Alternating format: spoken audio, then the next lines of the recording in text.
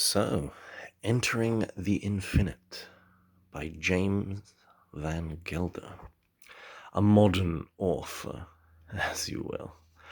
So, who knows? Who knows? So I read this book.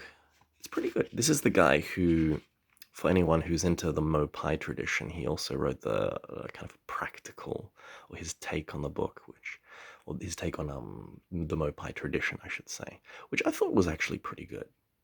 Personally, it's like a combination of two previous books, and he made his assertions and he had his theories, and I thought it was all right. But James Van Gelder seems to be someone who's studied many traditions, different traditions. Like he's probably studied Hermetics, Tibetan Buddhism, yogi stuff, and also Taoist alchemy.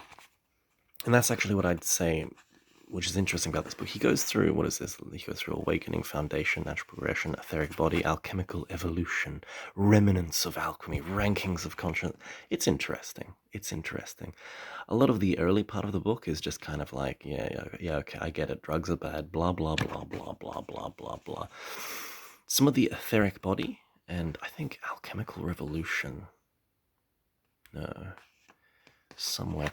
There's some interesting stuff. The main thing, like it's hard to recommend this book because it's like if you're in a tradition, you know more than what he's talking about. But if you don't know anything, it's just going to be kind of confusing because he hops from one thing to another. This is like one of the downsides of a syncretic take on the path.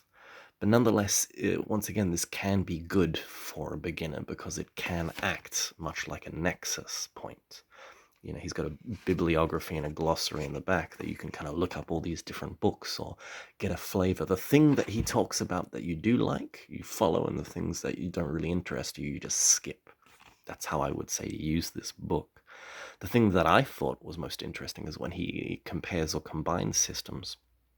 Most people, when they talk about Taoism, they talk about the Dantian system, which is the three center system, whereas in yogi stuff, which has been very popular in the West, you have the seven-centered system with chakras, and he actually talks about both of them and kind of combines them and talks about how chakras are amplifiers and the dantians are batteries, and if you develop the dantians, then the chakras work in the background, or if you just focus on chakras, the dantian also begin to work in the background, and how they have a certain interplay. And I was like, that's really interesting.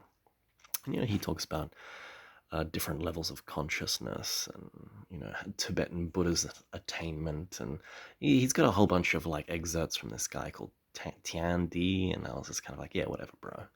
Like, once again, some of it I thought was good, some of it didn't strike me, but it may strike you. You may find it helpful. So I thought that was a good note. It was all right for a modern author. I think modern authors, they're not as good as the ancient authors. I'm kind of a perennialist. Like, the older something is, the closer it is to the source. But nonetheless, it was okay. It was okay.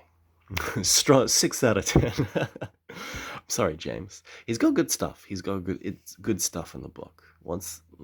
Maybe for a beginner, for beginners who you're just looking for something, this can actually be a really good book. That's all I gotta say.